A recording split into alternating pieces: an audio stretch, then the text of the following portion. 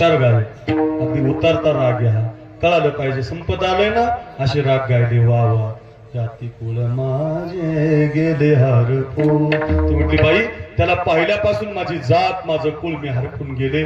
मला आता एकच दिसतंय श्रीरंगा वाचून आणून येणे. किती सांगा मला मला फक्त तो कृष्ण दिसतो. पाण्याचा कार्यक्रम 1 वाजल्यामुळे आटोपता घ्यावा लागेल. देव रांगायला पाण्यात पुढे जावं लागेल. पण एक गंमत सांगतो बरं का. देवाला ज्या कवळणी पाहायला जायच्या बरं का. हो शेलगाव माझ्याकडे बघा. सगळ्या मातांनी माझ्याकडे बघा. देवाला गणपती बाप्पाला तुम्ही पाहायला आलात की नाही.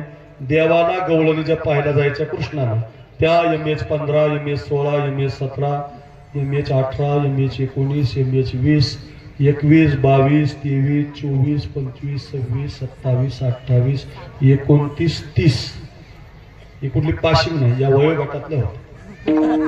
MH15 ते 30 बऱ्याच आहे तिथं. MH15 ते 30 मधल्या बऱ्याच आहे.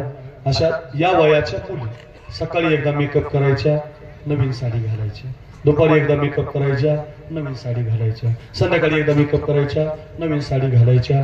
रोज यशोदेच्या पोराला पाहायला जायची. एक वाक्य सांगतो देवाकडे येताना नटूनच आलं पाहिजे बरं का.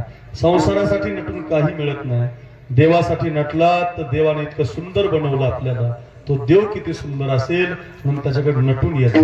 बघा कधी कोकणामध्ये जर गेलात ना कोकणामध्ये तर कोकणातल्या सगळ्या महिला काल्याच्या कीर्तनाला येताना सगळं सौंदर्य नटून येतात. महाराज मेकअप करून आलं पाहिजे.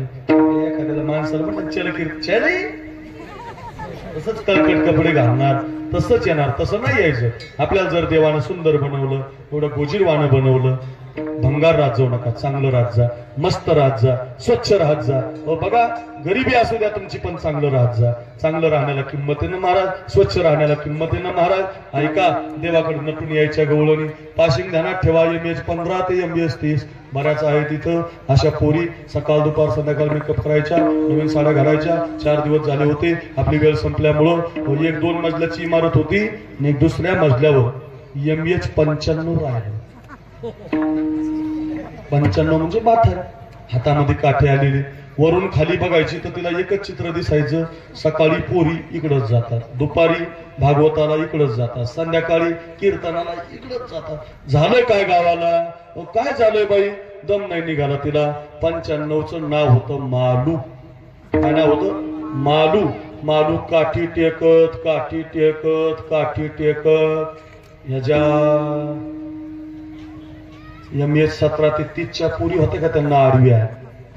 आता या पोरींना पुढे माथारी जमत असते होय ना.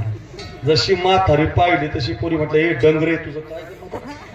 अगं म्हटले डंगरे म्हणा माथारी म्हणा. सकाळी इकडच जातात दुपारी इकडच जातात संध्याकाळी इकडच जातात.